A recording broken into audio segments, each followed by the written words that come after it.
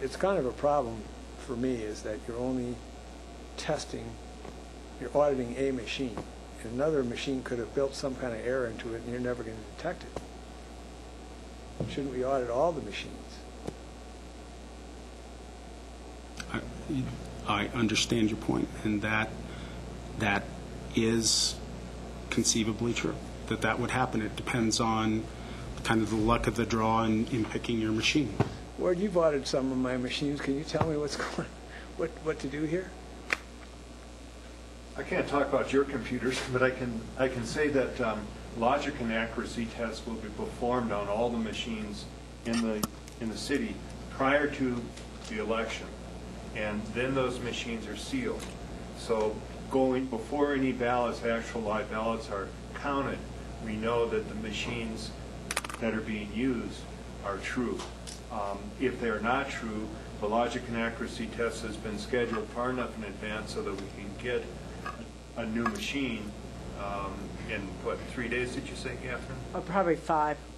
5 days. So going in, we've already performed an audit of those machines, and we know that they're accurate. So that's what's happened in the past. And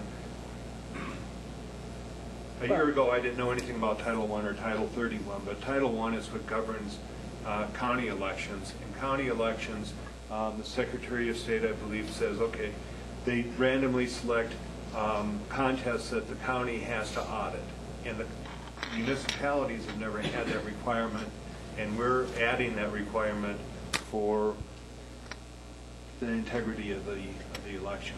I understand that, but it seems to me that if we're going to go to this length, there's an issue around using a logic and accuracy test as some kind of assurance that the machine actually worked on election night. And I know from my experience, when you come to my house, my computer works, and then you go home and I turn it on the next time, boom. Now, if I were, and I don't know how to do this, only Jim True does allegedly, if I were to stay up all night programming something to twist this election, I'd certainly give consideration to having it activate only on election day. You know, if I'm doing a trapdoor, or a bug, or a worm, or something. And so that's not possible. Well, we had this conversation today. And no, but Mick, none of this machinery ever is on a network, period. I'm not talking about a network. We're talking about the fidelity of a data upload from a memory card designed for this specific purpose. It's just not possible. Mayor? I got a ton of stuff designed for specific purposes. It just don't always work. Would it resolve the situation if we take that up at our next meeting? I think it would be. Okay. I'm not an expert on this. Yeah, I don't want to waste your time. I just know that to err as human, to really screw things up, you need a computer. And every computer is vulnerable to inadvertent or purposeful errors. I mean, you could write a bug that was activated by the third time it was exposed, turned on. So logic and accuracy test, fine. Next time you turn it on, bug knows we're on, does something. I don't know if it's far-fetched or not, but I'm a little leery of thinking that testing a single machine produces much assurance. It shows that machine worked. It's better than it's ever been happening or ever been performed in the municipal elections in the past. Oh yeah, but see those things. You had a hand count, which made it be less accurate actually than the machine count, and I agree with that. But you had a hand count, and so all the ballots were counted by one set of hands or humans, and so you didn't have that same problem. You know what I'm saying? If you were testing after that, and you would say, well, I don't know. Maybe you should take it up. It's maybe too time-consuming tonight, but I'm a little concerned there. Can you give us some direction as to what? I don't understand what the objection to it is. Well, the objection is you're auditing one machine. And if I was running a bank and I was doing an audit, I don't think I'd just audit one cashier. And would you suggest doing one randomly hand counting one race or one contest, or what would you suggest as a verifiable and meaningful audit, post-election audit? Well, maybe auditing more than one machine might work, or That's doing certainly, we can audit as much or as little as you want. one race on all the machines, something like that. A randomly selected contest on all Yeah. the machines? Sure.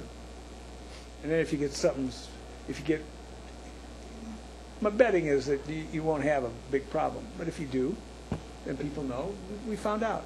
And you don't have these rumors going around about who really won the election and, whether the Twin Towers were blown up and all that. People like a conspiracy. I think Dwight, in his experience, there's almost no discrepancy. Is that true? To my knowledge, in all of the post-election audits conducted by Pitkin County, we were, in all of them, in the aggregate, we were off by one vote in one race, which was a runaway, and it didn't matter, and we know why there was an oil spill on the ballot, so didn't read it. It's not because I think this audit's going to disclose a big discrepancy. That's not it. It's about preventing the small chance that it would.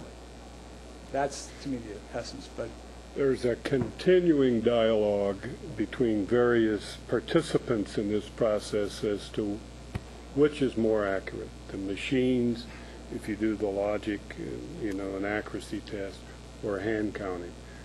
I don't think that's ever going to be, resolved to 100% of our satisfaction. What Dwight has suggested is the most efficient way. He's got a belief that the machines, if you do the testing, produce the results that, that we're looking for. We have other people who have tried to convince us that hand counting is the, but then we hear that hand counting has an error rate that we. of course, So it's an ongoing, everything has an error. Right. If I could, just before we get off of this section, there is a typo, it's a wordo. I think it's like 3 lines up from the bottom of the post-election audit section. It says something like, or such additional number of races and machines. We tried to eliminate, just for consistency purposes, the use of race in that context, and I'd request that the occurrence of the word races in that section be replaced with the word contests, because in some circumstances it may be a ballot issue we're auditing, not necessarily a race for municipal office. Post-election audit? Yeah, I don't have it in front of me. Yeah. Okay, well, I think we can fix that, but I think we can adopt something, hopefully tonight, but I think further discussion on post-election audit, I'm a little leery of testing 1 out of 6 machines. I just am. Tori. Thank you.